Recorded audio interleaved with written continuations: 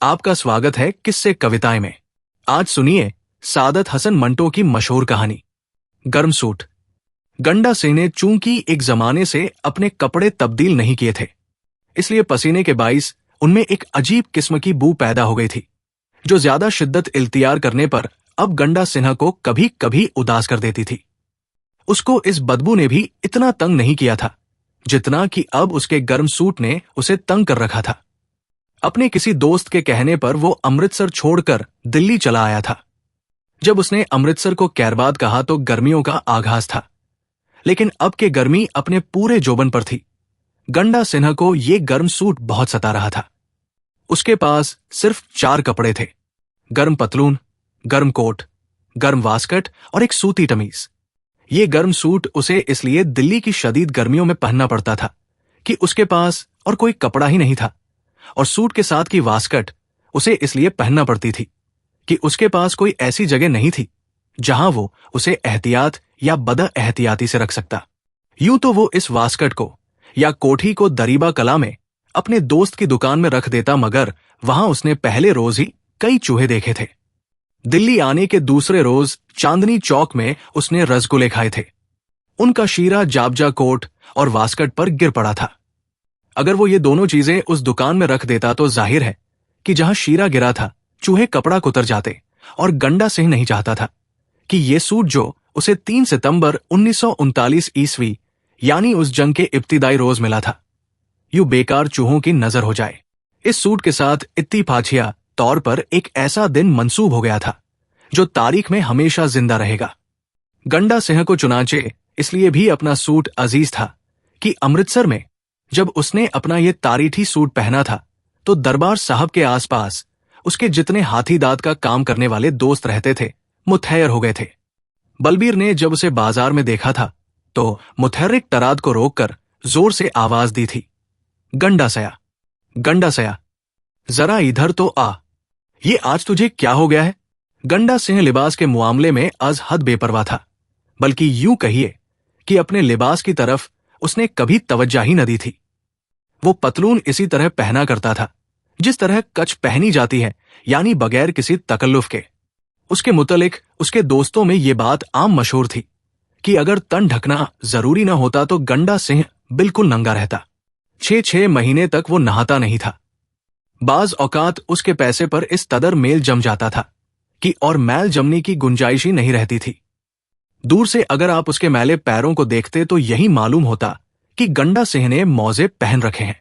गंडा सिंह की तलाजत पसंदी की इंतहा यह थी कि वो सुबह का नाश्ता मुंह हाथ धोए बगैर करता था, और सर्दियों में एक ऐसा लिहाद ओढ़ कर सोता था कि अगर कोई उसे कूड़े पर फेंक दे तो सुबह जब भंगी कूड़ा करकट उठाने आता तो ये लिहाद देखकर उसको भी घिना जाती। पर लुत्फ यह है कि उसकी इन तमाम तलाशतों के बावजूद लोग उससे मोहब्बत करते थे, और अमृतसर में तो आपको ऐसे कई आदमी मिल जाएंगे जो उसको मोहब्बत की हद तक पसंद करते हैं। गंडा सिंह की उम्र ज्यादा से ज्यादा 25 बरस है। दाढ़ी और मूंछों के भोसले बाल उसके चेहरे के 2/3 हिस्से पर मोबिल ऑयल में भीगे हुए चीथड़े की तरह फैले रहते हैं। पगड़ी के नीचे उसके गैसू की भी यही हालत रहती है।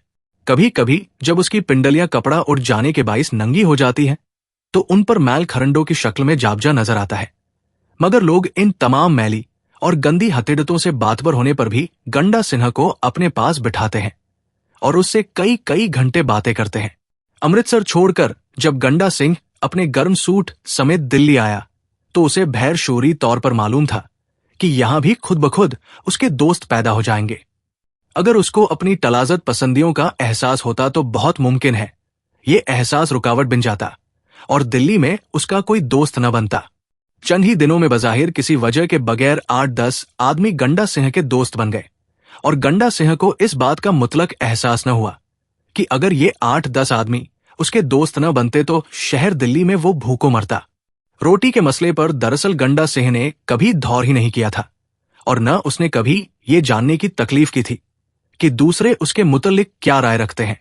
खाना, पीना और सोना, ये 3 चीजें ऐसी थी जो गंडा सिंह को चलते फिरते कहीं न कहीं जरूर मिल जाती थी, और एक जमाने से चूंकि ये चीजें उसे बड़ी बाटदगी के साथ मिल रही थी, इसलिए उनके मुतल्लिक वो कभी सोचता ही नहीं था।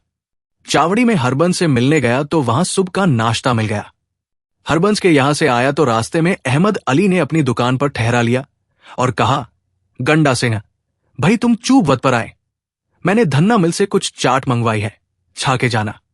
अहमद अली की दुकान पर चाट खाने के बाद गंडा सिन्हा के दिल में ख्याल आया कि चलो हेमचंद्र से मिलने चले। हेमचंद्र बहुत अच्छा अफसाना निगार है और गंडा सिन्हा के दिल में उसकी बहुत इज्जत है। चुनांचे जब उससे मुलाकात हुई तो बातों बातों में दोपहर के खाने का वक्त आ गया। दावत देने और दावत कबूल करने का कोई सवाल ही पैदा न हुआ। खाना आया और दोनों ने मिलकर खा लिया।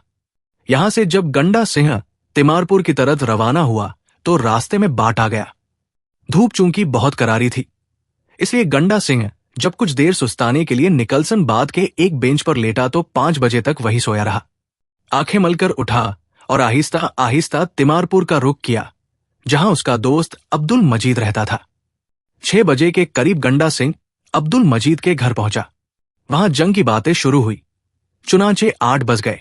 अब्दुल मजीद बहुत होशियार आदमी था। हिंदुस्तान के तरक्की पसंद लिटरेचर के बारे में उसकी मालूमात काफी वसीय थी, मगर जंग के मुतालिक उसे कुछ मालूम नहीं था। कोशिश करने के बावजूद वो चीन और जापान, जापान और रूस, रूस और जर्मनी, जर्मनी और फ्रांस के जुग्राफियाई रिश्ते को न समझ सका था। जब कभी वो दुनिया का नक्शा खोलकर अपने सामने रखता तो उसकी निगाहों में नक्शे पर फैले हुए शहर और मुल्क ऐसे उलझाओं की सूरत इख्तियार कर लेते जो अक्सर औकात पतंग उड़ाने के दौरान में उसकी डोर में पैदा हो जाया करते थे। मगर गंडा सिन्हा को दुनिया के जुग्राफिया पर काफी उबूर हासिल था। एक बार अखबार पढ़ लेने के बाद जंग का सही नक्शा इसके जहन में आ जाता था और वो बड़े सहल अंदाज में लोगों को समझा सकता था कि जंग के मैदान में क्या हो रहा है। अब्दुल मजीद तबन नफासत पसंद था। उसको गंडा सिंह की तलाशते बहुत खुटकती थी, मगर वो मजबूर था, इसलिए कि गंडा सिंह ही एक ऐसा आदमी था जो उसे जंग के ताजा हालात समझा सकता था। अगर अब्दुल मजीद को जंगी खबरें सुनने और उन पर तफसीली बहस करने की आदत न होती, जो एक बहुत बड़ी कमजोरी की शक्ल इख्तियार कर चुकी थी, तो वो यकीनन उस आदमी से कभी मिलना पसंद न करता जो खाना खाने के बाद सालन से भरे हुए हाथ उसके कमरे में लटके हुए पर्दों से साफ करता था। एक दफा अब्दुल मजीद ने पर्दों को उसके हमले से महफूज रखने की खातिर अपना तौलिया आगे बढ़ा दिया और कहा, लो गंडा सिंह, इससे हाथ साफ कर लो, कुछ देर अगर ठहर सको तो पानी और साबुन आ रहा है। गंडा सिंह ने इस अंदाज से तौलिया अब्दुल मजीद से लिया जैसे उसकी जरूरत ही नहीं थी और 1 मिनट में अपना मुंह हाथ साफ करके उसे एक तरफ फेंक दिया। पानी वाणी की कोई जरूरत नहीं, हाथ साफ ही थे। अब्दुल मजीद ने जब जहर के घूंट पीकर अपने तौलिए की तरफ देखा तो उसे ऐसा मालूम हुआ कि मुंह हाथ साफ करने के बजाय किसी ने उसके साथ साइकिल की चैन साफ की है। अब्दुल मजीद की बीवी को गंडा सिंह की ये मकरूह आदत सख्त नापसंद थी, मगर वो भी मजबूर थी, इसलिए कि जिस रोज गंडा सिंह नहीं आता था, अब्दुल मजीद उसे अपने पास बिठाकर जंग के ताजा हालात पर एक तवील लेक्चर देना शुरू कर देता था, जो उस अमन पसंद औरत को तोनो क्रय सारे का सारा सुनना ही पड़ता था। गंडा सिंह ज़हीन आदमी था। अदब और सियासत के बारे में उसकी मालूमात औसत आदमी से बहुत ज्यादा थी। अमृतसर में उसके इस गर्म सूट का सौदा भी इन मालूमात के जरिए ही से हुआ था। मोहम्मद उम्र टेलर मास्टर को जंगी खबरें सुनने का तब था।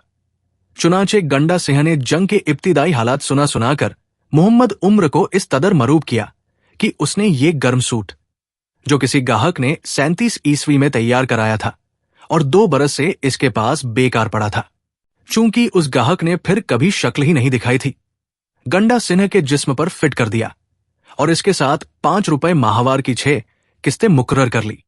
इन 6 किस्तों में से सिर्फ 3 किस्तें गंडा सिंह ने अदा की थी। बाकी 3 किस्तों के लिए मोहम्मद उम्र कई बार तथाजा कर चुका था, मगर इन रस्मी तथाजों के अलावा मोहम्मद उम्र ने गंडा सिन्हा पर कभी दबाव नहीं डाला था, इसलिए कि जंग के हालात दिन ब दिन दिलचस्प होते जा रहे थे। गंडा सिंह ने अमृतसर क्यों छोड़ा? एक लंबी कहानी है। दिल्ली में जो उसके नए दोस्त बने थे, उनको सिर्फ इतना मालूम था कि अमृतसर में एक पुराने दोस्त के कहने पर वो यहां चला आया था कि मुलाजमत तलाश करे। दिल्ली आकर गंडा सिंह मुलाजमत की जुस्तजू करता, मगर ये कम्बद गर्म सूट उसे चैन नहीं लेने देता था। इस कदर गर्मी पड़ रही थी कि चील अंडा छोड़ दे। कुछ दिनों से गर्मी की इंतहा हो गई थी। लोग सनस्ट्रोक से मर रहे थे। गंडा सिंह को मौत का इतना ख्याल ही नहीं था जितना कि उसे उस तकलीफ का ख्याल था जो गर्मी की शिद्दत के बाइस उसे उठाना पड़ रही थी। बाजारों में धूप पिघली हुई अग्नि की तरह फैली रहती थी। लू इस तजब की चलती थी कि मुंह पर आग के चाटे से पड़ते थे। लुक फ्री सड़कें तवे के मानिंद तपती रहती थी। इन सब के ऊपर पजा की वो गर्म गर्म उदासी थी जो गंडा सिन्हा को बहुत परेशान करती थी। अगर उसके पास ये गर्म सूट ना होता तो अलग बात थी। शदीद गर्मियों का ये मौसम किसी न किसी हीले कट ही जाता पर इस सूट की मौजूदगी में, जिसका रंग उसकी भूसली दाढ़ी से भी ज्यादा गहरा था। अब एक दिन भी दिल्ली में रहना उसे दुश्वार मालूम होता था। इस सूट का रंग सर्दियों में बहुत कुशगवार मालूम होता था पर अब गंडा सिन्हा को इससे डर लगता था। सूट का कपड़ा बहुत खुरदरा था। कोट का कॉलर घिसने के बाइस बिल्कुल रेगमार की सूरत इंतजार कर गया था। इससे गंडा सिन्हा को बहुत तकलीफ होती थी। ये घिसा हुआ कॉलर हर वक्त ऊपर नीचे होकर उसकी गर्दन के बाल मूंदता रहता था। एक दो दफा जब तजब की गर्मी पड़ी तो गंडा सिंह के जी में आई कि ये गर्म सूट उतार कर किसी ऐसी जगह फेंक दे कि फिर उसे नजर न आए। मगर ये सूट अगर वो उतार देता तो उसकी जगह पहनता क्या? उसके पास तो इस सूट के सिवा और कोई कपड़ा ही नहीं था। ये मजबूरी गर्मी के एहसास में और ज्यादा इजाफा कर देती थी और बेचारा गंडा सिंह तिल मिला के रह जाता था। दिल्ली में इसके चंद दोस्तों ने इससे पूछा था, भाई गंडा सिंह, तुम ये गर्म सूट क्यों नहीं उतारते? क्या तुम्हें गर्मी नहीं लगती? गंडा सिंह चूंकि ज़हीन आदमी था, इसलिए उसने यूं जवाब दिया था, गर्म कपड़ा गर्मी की शिद्दत को रोकता है, इसीलिए मैं ये गर्म सूट पहनता हूं। सनस्ट्रोक का असर हमेशा गर्दन के निचले हिस्सा पर पड़ता है, जहां हमारा मज्ज होता है। अगर जिस्म के उस हिस्से पर गर्म कपड़े की एक मोटी सी तह जमी रहे तो सूरज के इस हमले का बिल्कुल कच्चा नहीं रहता। असरीठा के तपते हुए सहराओं में अंग्रेज वथेरा सोलर हैट के पिछले हिस्से के साथ एक कपड़ा लटका देते हैं कि लू से बचे रहें। अरब में सर के लिए एक खास पहनावा मुरव्वज है। एक बड़ा सा रूमाल होता है जो गर्दन को ढांपे रहता है। हिंदुस्तान के उन हिस्सों में जहां शदीद गर्मी पड़ती है, पगड़ी का इस्तेमाल अब तक चला रहा है। शिमला छोड़ने का दरअसल मतलब यही था कि गर्दन लू से महफूज रहे। मगर अब लोगों ने शिमला छोड़ना तरीब तरीब तर कर दिया है, इसलिए कि उसे फजूल समझा गया है और बगैर शिमला छोड़े पगड़ी बांधना जदीद फैशन बन गया है। मैं खुद इस फैशन का शिकार हूं। ये फाजिलाना जवाब सुनकर उसके दोस्त बहुत मरूब हुए थे। चुनांचे फिर कभी उन्होंने गंडा सिंह से उसके सूट के बारे में इस्तिफसार न किया था। गंडा सिंह, जिसको अपनी मालूमात का मुजाहिरा करने का शौक था, उस वक्त ये जवाब देकर बहुत मसरूर हुआ था, मगर ये मुसर्रत फौरन ही इस सूट की तकलीफदेह गर्मी ने गायब कर दी थी। अब्दुल मजीद तिमारपुर यानी शहर के मुजाफात में रहता था, जहां खुली पजा मयसर आ सकती है। एक रात जब ताजा जंगी हालात पर तबसरा करते करते देर हो गई तो अब्दुल मजीद ने गंडा सिंह के लिए बरामदे के बाहर एक चारपाई बिछवा दी। कोट और वास्कट उतारकर वो पतलून समेत उस चारपाई पर सुबह 6 बजे तक सोया रहा। रात बड़े आराम में कटी। खुली फजा थी, इसलिए सारी रात टनक हवा के झोंके आते रहे। गंडा सिंह को ये जगह पसंद आई, चुनांचे उसने शाम को देर से आना शुरू कर दिया। अब्दुल मजीद की बीवी ने 10-12 रोज तक गंडा सिंह का वहां सोना बर्दाश्त किया, लेकिन इसके बाद उससे रहा ना गया। अब्दुल मजीद से उसने साफ साफ कह दिया, अस्तर के अब्बा, अब पानी सर से गुजर चुका है। मैं इस मोए गंडा सिंह का आना यहां बिल्कुल पसंद नहीं करती। मकान है या सराय है, यानी वो ऐन खाने के वक्त आ जाता है, इधर उधर की बातें आपसे करता है और चारपाई बिछवा कर सो जाता है। मैं उसकी तलाशते बर्दाश्त कर सकती हूं, मगर उसका यहां सोना बिल्कुल बर्दाश्त नहीं कर सकती। सुना आपने? अगर कल वो यहां आया तो मैं खुद उससे कह दूंगी कि सरदार साहब, जंग के मुत्तलिक आप बातें करना चाहते हैं, शौक से कीजिए, खाना हाजिर है, तोलिए, दरवाजों के पर्दे, गद्दियों के गिलाफ, ये तमाम चीजें बड़े शौक से मुंह पोंछने के लिए इस्तेमाल कीजिए, मगर रात को आप यहां हरगिज नहीं सो सकते। अस्तर के अब्बा, मैं खुदा की कसम खा के कहती हूं, मैं बहुत तंग आ गई हूं। अब्दुल मजीद को खुद गंडा सिंह का वहां सोना बुरा मालूम होता था, इसलिए कि उसकी बीवी परली तरफ आंगन में अकेली पड़ी रहती थी। मगर वो क्या करता, जबकि जंग की दिलचस्प बातें करते करते देर हो जाती थी। और गंडा सिन्हा बगैर किसी तकलीफ के जैसे कि उसका रोजाना का मामूल हो उससे कह देता था, भाई अब्दुल मजीद, अब तुम सो जाओ। सुबह उठकर ताजा अखबार देखेंगे तो नए हालात का कुछ पता चलेगा। ये कहकर वो बरामदे में से चारपाई निकालता और बाहर बिछाकर सो जाता। जब अब्दुल मजीद की बीवी उस पर बहुत बरसी तो उसने कहा, जानमन, मैं खुद हैरान हूं कि उसको किस तरह मना करूं। यहां दिल्ली में इसका कोई ठोर ठिकाना नहीं। मुझे तो अब इस बात का चौंस लाहित हो रहा है कि वो हमेशा के लिए मेरे मकान को अपना अड्डा बना लेगा। आदमी बेहद अच्छा है, यानी लायक है, ज़हीन है, पर कोई ऐसी तरकीब सोचो कि सांप भी मर जाए और लाठी भी ना टूटे। ये सुनकर अब्दुल मजीद की बीवी ने कहा, तो ये तरकीब तुम ही सोचो, मैं तो साज़गो हूं।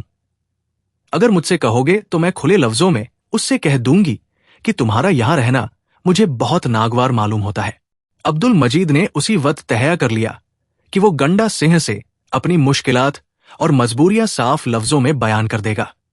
चुनांचे जब शाम को गंडा सिन्हा आया तो जंग के ताजा हालात पर बहस शुरू करने के बजाय अब्दुल मजीद ने उससे कहा, गंडा सिंह, मैं तुमसे एक बात कहूं, बुरा तो नहीं मानोगे। गंडा सिंह ने हमातन गोश होकर जवाब दिया, बुरा मानने की बात ही क्या है, आप कहिए। इस पर अब्दुल मजीद ने एक मुख्तसर सी रस्मी तमहीद शुरू की। फिर इसके आखिर में कहा, बात यह है कि सर्दियों में एक से ज्यादा आदमियों की रिहाइश का इंतजाम किया जा सकता है, इसलिए कि इस मौसम में गुंजाइश निकल आती है, मगर इन गर्मियों में बड़ी तकलीफ होती है। मर्दों को इतनी नहीं होती जितनी कि मस्तूरात को होती है, तुम खुद समझ सकते हो। गंडा सिंह मतलब समझ गया। चुनांचे उसने पहली मर्तबा अपनी तकलीफें बयान करना शुरू की। भाई अब्दुल मजीद, मैं तुम्हारी मेहरबानियों का बहुत शुक्रगुजार हूं।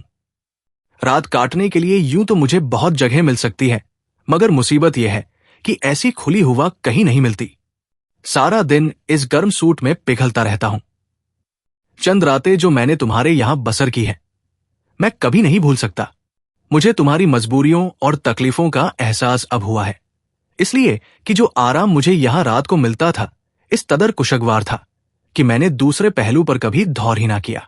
तुम मेरे दोस्त हो, कोई ऐसी तरकीब निकालो इस गर्म सूट से मुझे नजात मिल जाए, इस तौर पर कि ये गर्म सूट भी मेरे पास रहे और गर्मियों का मौसम भी कट जाए, क्योंकि 2-3 महीने के बाद फिर सर्दियां आने वाली है और मुझे फिर इस सूट की जरूरत होगी। सच पूछो तो अब मैं दीवांगी की हद तक इस सूट की गर्मी से बेजार हो गया हूं। तुम खुद समझते हो। अब्दुल मजीद सब समझ गया। गंडा सिन्हा रुखसत हुआ तो अब्दुल मजीद ने अपनी बीवी से बातचीत की। दोनों देर तक इस मसले पर गुफ्तगू करते रहे। आखिर में उसकी बीवी ने कहा, सिर्फ एक बात मेरे जहन में आई है, और वो ये है कि गंडा सिन्हा को किसी ऐसी जगह भेज दिया जाए जहां गर्मी ना हो। ये सुनकर अब्दुल मजीद ने कहा, ठीक है, पर इसके लिए रकम की जरूरत है। अगर मेरे पास फालतू रुपए होते तो क्या मैंने उसे ठंडे कपड़े न बनवा दिए होते। इस पर अब्दुल मजीद की बीवी ने कहा, तुम पूरी बात तो सुन लिया करो। मैंने ये सोचा है कि उसे शिमला भेज दिया जाए। मेरा भाई नसीर कल आने वाला है, उससे कह देंगे वो गंडा सिन्हा को बगैर टिकट के वहां पहुंचा देगा। 1-2 बार वो तुम्हें भी तो शिमला ले गया था। अब्दुल मजीद ये बात सुनकर इस कदर खुश हुआ कि उसने अपनी बीवी का मुंह चूम लिया। भाई क्या तरकीब सूझी है, यानी सूट गंडा सिन्हा के जिस्म पर ही रहेगा और वो शिमला पहुंच जाएगा। इससे बेहतर और क्या चीज हो सकती है। दूसरे रोज शाम को गंडा सिन्हा आया तो अब्दुल मजीद ने शिमला जाने की राय पेश की। ये सुनकर वो बहुत खुश हुआ। उसने ततन न सोचा कि शिमले जाकर वो बगैर रुपए पैसे के किस तरह गुजारा करेगा। दरअसल ऐसी बातों पर उसने कभी तौर ही नहीं किया था। तीसरे दिन नसीर ने गंडा सिन्हा को गाड़ी में सवार कर दिया और गार्ड से, जो उसका दोस्त था, कह दिया था कि वो उसे बहीपाजत तमाम शिमले पहुंचा दे। ऐसी और कहानियों के लिए आप किस्से कविताएं पेज को, चैनल को लाइक, फॉलो व सब्सक्राइब करें प्लीज। थैंक्स।